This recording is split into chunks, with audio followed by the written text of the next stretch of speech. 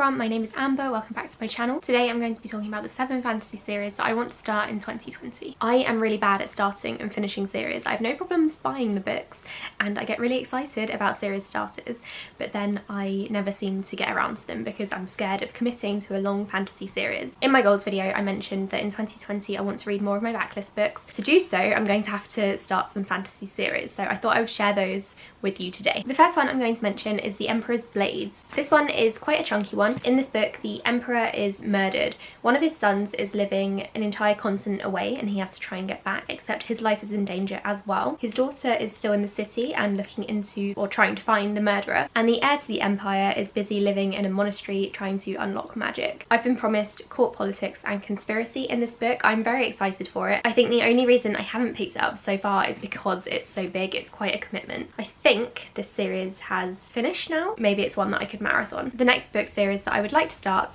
is 12 Kings. This one has a female protagonist. In this book, the 12 Kings had a secret, or several secrets, and an assassin found out about one of them. She was killed by the kings and they thought that was the end of it, but the assassin actually had a secret daughter. So I think the daughter grows up, becomes an assassin like her mother, looks into these secrets and probably kills the kings. I think this is going to be a fantasy story about revenge, and I haven't seen many people talk about this one. I think this is probably one of the least popular ones on this pile. I'm very excited for it. It's a little bit shorter than The Emperor's Blades. I'm considering picking this one up in February, except I have a challenge coming up that might ruin all of my plans. The next book is a very beloved book and I can't believe I haven't picked it up yet. In fact, it's one that I've had for absolute years. I think I picked it up when I first started BookTube in 2010, so I've had it for pretty much a decade now and I can't believe I haven't picked it up. That is Sabriel by Garth Nix. Despite it being so popular, I'm not entirely sure what it's about. I think the main character is called Sabriel and her father is a mage. He goes missing and she has to go and find him and also find her destiny, so it's one of those books. It's very short. Out of all of these books, this is probably the one that I'm going to find easiest to read because it is so short and it's YA. My partner read this recently and he loved it and can't wait to read the second book, so maybe I will read this one in time for us to buddy read the second one, which I think is called Lyrial or a Porson, one of the two. I'm not entirely sure. The next one is one that flew under the radar for many people and I haven't seen many people talk about it on BookTube, and that is Kings of the Wyld. This one is probably the most out of my comfort zone out of all of these books. It's about a band of men who are quite old now. They're all fat, old and drunk, and they've been out of business for a while, but then one of their ex-band members comes along and pleads for help and it's time to get the band back together. A couple of my friends have loved this one and I think I talked Quill into buying it when I was on a book buying ban because I told him it would be something that he would love.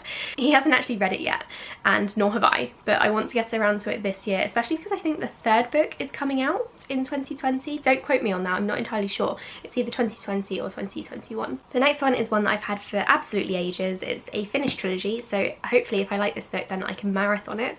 That is Promise of Blood. I picked this one up originally because the tagline got to me. I don't think many people were talking about it back when it first came out. I saw the tagline and wanted to get my hands on it. It says here, "The Age of Kings is dead and I have killed it." To me that is the most gripping taglines, especially with this person sat on the throne with some sort of gun or weapon. I am very intrigued. So this one seems to be inspired by the French Revolution and there is also magic. I'm not entirely sure about the whole premise because the blurb is very non-specific, but it seems as though this guy has overthrown the king and there are now rumours of the old gods coming back. Brandon Sanderson said he loved this book. I always see it being brought up on Reddit, not so much on BookTube, so I'm excited to give it a go and then maybe do a full series review on it because it sounds like something that I would really enjoy, and if I don't I'm going to be so disappointed. The Queen of the Tearling, which has had some very mixed reviews. I remember when it first came out and book Twitter seemed to either love it or hate it, and I think that has to do with the main character. It's about a 19-year-old who inherits a kingdom and people come along to wherever she is living and they are to escort her back to her estate and train her to become queen. I'm not sure why this didn't sit well with many people. I think they found the main character annoying and I'm not sure if they were expecting more YA from it and it turned out to be more adult, or maybe vice versa, maybe they were expecting more adult, instead they just got YA. This is what happens when you don't separate things into new adults and just have 2 age categories. I am quite looking forward to this one, it's just I'm very hesitant about it. This is also a finished trilogy, so if I do love it, which I hope I do, it will be very easy to marathon. But having read all of the mixed reviews when it first came out, I'm quite hesitant just because I don't know how I'm going to feel about it, and I really want to love this book. The final book is one that I know the least about, and yet it's probably the most hyped book on this list, and that is The Black Prism by Brent Weeks. This is the first book in his Lightbringer series, which ended in 2019, and I am so excited for this book, and yet I don't know what it's about.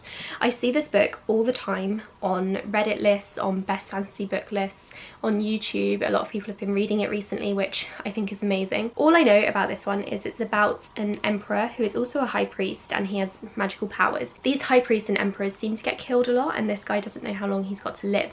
He then discovers that he has a son on another continent, and he's not sure whether to keep that a secret or whether he needs to get his heir like back over here in order to protect him.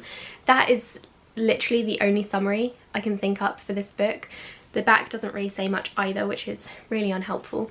I do have Brent Weeks's first trilogy, can't remember the name of it, but it starts with The Way of Shadows, and I think I might want to read that first before getting to this one, because I have this funny thing about reading authors' books in order of publication. I'm doing the same thing with Terry Pratchett, and everyone keeps telling me that's a mistake because The Colour of Magic is not good, but I want to read them in order of publication, so leave me alone. This magic system has been likened to Brandon Sanderson's magic systems, and that is why I'm so excited about this book, because I love Brandon Sanderson's books, and all of his magic systems are really well thought out and really well written. So I'm very much looking forward to this book. It's the biggest one on this pile, so I don't know whether to leave it until I know that I have a ton of free time to get into it, or if I just want to get stuck in right away and just read 50 pages a day or something.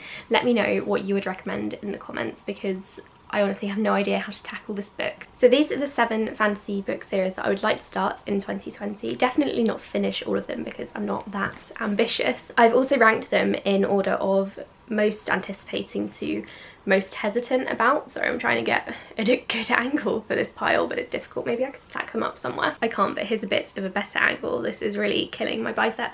So I'm definitely most excited for the Black Prism, except it's huge. So I don't know if I would start that one first. Then these two I'm pretty excited about. Sabriel should be a really quick read, so that's probably the one I'm most likely to start with. 12 Kings sounds really good because it's about an assassin. The Emperor's Blades sounds good, but it's big and I've not really heard much about it. And then these two I'm a bit more hesitant about because Kings of the Wyld is out of my comfort zone, and The Queen of the Tearling has had some awful reviews. So I don't think I'm going to read them in this order. It would be interesting to readdress this later on and see which order I actually went for. I imagine I'm most likely to read Sabriel first, if I were to predict any of them. And I think I'm going to try to start doing this in probably February, maybe March, depending on how my February plans go. If you have read any of these books, or you would like me to read them and review them so that you could decide whether or not to read them, let me know in the comments below which one I should start with. I'm open to pretty much any of them, even though these are far down on the list. I would still like to read them, which is why they're here. Thank you so much for watching this video. Hopefully I managed to hype up these books for you, or I at least managed to bring some new fantasy series to your attention. I will speak to you all in my next one. Bye!